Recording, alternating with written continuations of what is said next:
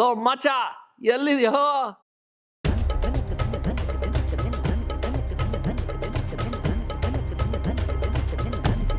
The cuisine of Bangalore is famous for its vegetarian and non-vegetarian dishes. Hi everyone, I'm Karen Ahmed and welcome to Cravings Food Adventures.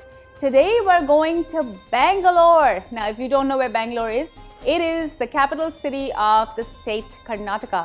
Bangalore, because of its wonderful climate and its lush greenery, is known as the Garden City of India. Now, my husband is born and brought up from Bangalore, and I've visited this city many times and tasted its wonderful cuisine. Here's a really interesting story about this recipe. One day we had a couple of friends over for dinner, and my husband insisted that I make a very typical Bangalore Kurma. Now, if you think it's hard enough to make a recipe when you've never made it before, imagine when you've never tasted it before. I went to the store and I picked up things like cashew nuts and cream because that's what you make in a typical korma. Little did I know that it's actually very different. I'm really lucky that I called my sister-in-law while I was in the store, and she said, oh no, we don't put cashew nuts in it. It's very different. Now, a korma originated in the north of India. It actually came down from the Mughal Empire, and it came down from India right from the north, and it got really popular. It made its way down to the south, but they changed the ingredients, and this is what resulted in this delicious Khorma recipe that is made with a lot of onions, a lot of tomatoes, and a lot of love.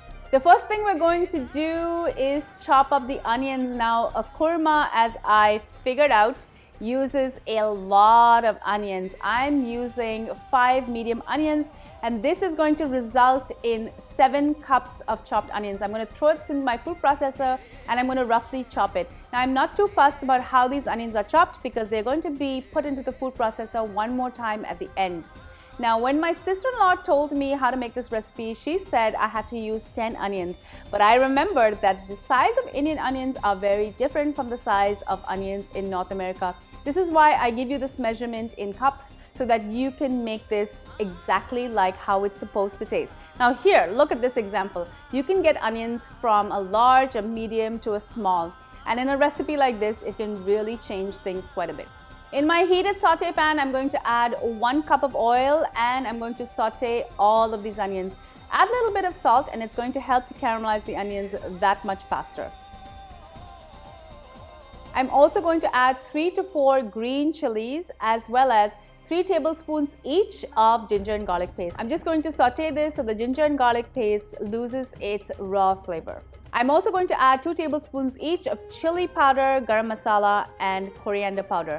I'm also going to add 1 tablespoon of turmeric. Now, as you know, we use turmeric or haldi a lot in Indian cuisine. We've been using this for centuries, by the way. It's a really big fad these days. You get everything from turmeric shakes to cakes. I'm also going to add 10 Roma tomatoes. Now, this is roughly about 8 to 9 cups of tomatoes. I've diced these and I'm going to add them into my pot. I'm going to mix it all together, put a lid on it, and I'm going to cook it till it's nice and squishy. Once my tomatoes are squishy and everything has come together, I'm going to let this cool, and then I'm going to put this into my food processor and I'm going to grind it. And I'm just going to leave this aside.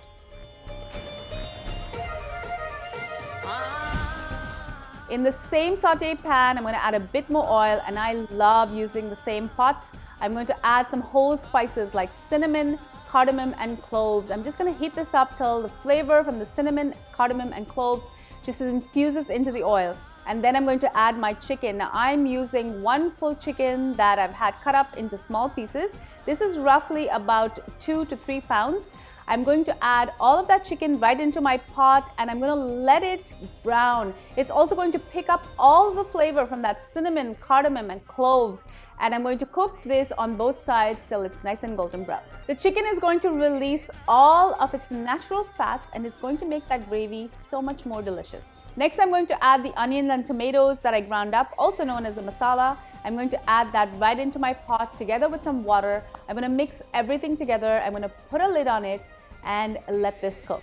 Taste for salt and add salt as required. You want to cook your chicken for at least 30 to 40 minutes till it's really nice and tender. You want to make sure that all of the flavor from all of those spices, the onion, the tomatoes, the whole spices, everything just makes its way right into that chicken.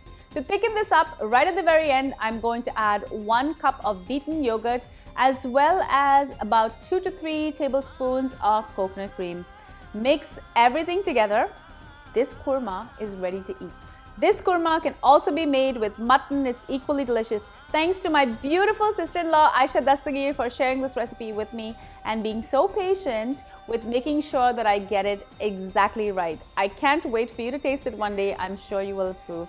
Thank you so much for joining me on Cravings Food Adventures, and don't forget, make sure that you're subscribed to my channel. I have new videos every week, really exciting recipes that you really want to try. So make sure that you're there. Also follow me on all of my social channels. I upload all of the behind the scenes footage and videos to all of those channels like Facebook, Instagram, Pinterest, Twitter, and Snapchat. Until I see you next time, do take care.